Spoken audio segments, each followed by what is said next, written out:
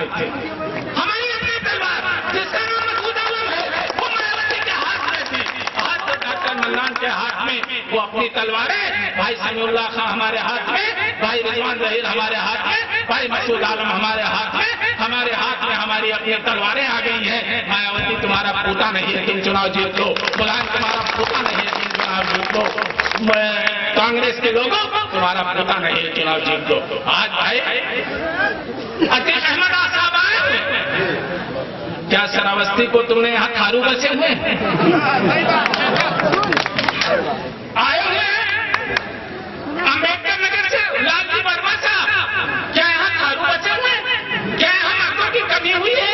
क्या जमीन बंजर हो गई है? तुम इलाहाबाद से चले, इलाहाबाद में अपनी जमीन खो दिया, इलाहाबाद हार गए आप। फिर आप आए प्रतापगढ़, प्रतापगढ़ में भी आप हार गए। फिर आए आप सुल्तानपुर, सुल्तानपुर से भी आपका टिकट काट दिया गया। फिर आप आए श्रावस्ती, याद रखना तुम्हारा मकाम नेपाल है। सुबह लिखना, नरेंद्र मोदी को हराना है, कैटो नारा है क्या? कोई रास्ता नहीं, सिर्फ नरेंद्र मोदी को हराना। नरेंद्र मोदी को कौन हराएगा? मुट्ठी भर लालजी वर्मा के लोग जो 1 लाख से ज्यादा तादाद में नहीं है, वो नरेंद्र मोदी को हराएंगे। मुलायम सिंह यादव तुम्हारे लोग जिन्होंने डॉक्टर उमर को वोट नहीं दिया, जिन्होंने अब्बास साहब को वोट नहीं दिया, जिन्होंने आसिफ साहब को वोट नहीं दिया, वो नरेंद्र मोदी को हराएंगे। अतीक भाई कहां फंस गए हो? जिन्हें डॉक्टर उमर ने को वोट नहीं दिया, जिन्होंने इकबाल साहब को वोट नहीं दिया, जिन्होंने यासिर साहब को नहीं वोट दिया, वो तुम्हें वोट देंगे? तुम्हें तो पता ही नहीं है कि किस गांव का कौन सा रास्ता है। जी साथियों और दोस्तों, हमसे कहते हैं कि हमें नरेंद्र मोदी को हराना है। कौन हराएगा नरेंद्र मोदी को? 1 लाख वोट जो हमेशा भाजपा पे शिफ्ट हो जाता है।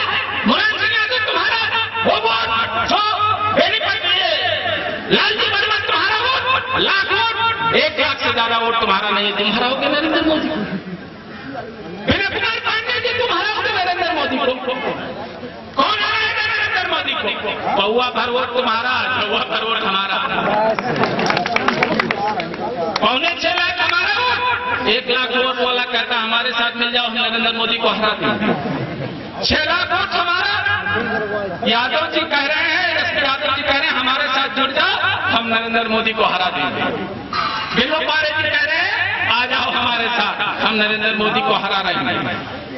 कभी पौवा भर वोट में झौवा भर वोट नहीं जुड़ेगा। अगर नरेंद्र मोदी को हराना है तो आओ झौवा भर वोट में पौवा भर वोट जुड़ जाओ, नरेंद्र मोदी आ जाओ।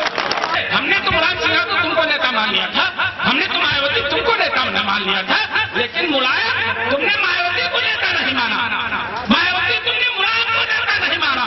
तो हम 30 करोड़ आबादी थारू हैं क्या कि तुम दोनों को नेता माना? अपना झंडा पहचानो, अपना चुनाव निशान पहचानो। किसी जात धर्म की बात नहीं है। देखो दीपू बैठा हुआ है, दीपू तिवारी, ये बच्चा हमारे साथ बहुत पहले से, राजेश्वर मिश्रा के जमाने में, राजेश्वर मिश्रा की टीम हमारे साथ है, DN शाही की टीम हमारे साथ है, अनिल भाई गढ़ियल हमारे देखिए बुजुर्ग नेता ठाकुर साहब बैठे हैं, ये पूरी टीम हमारे साथ है।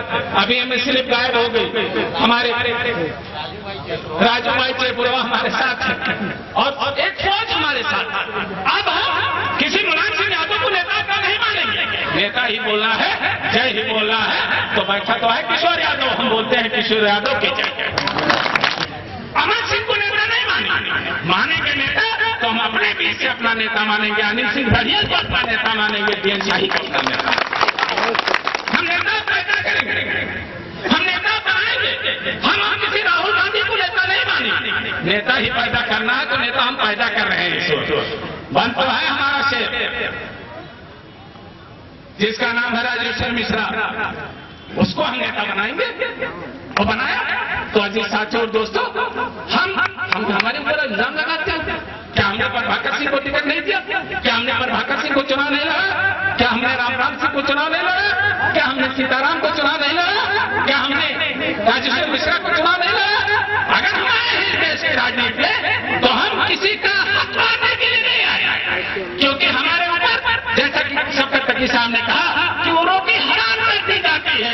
अगर हम और हमारा पड़ोसी भूखा है तो हमारे ऊपर रोटी हराम कर दी जाती है। अजी साथियों दोस्तों, नहीं पड़ेगी, सब माहौल बदल रहा इंशाल्लाह।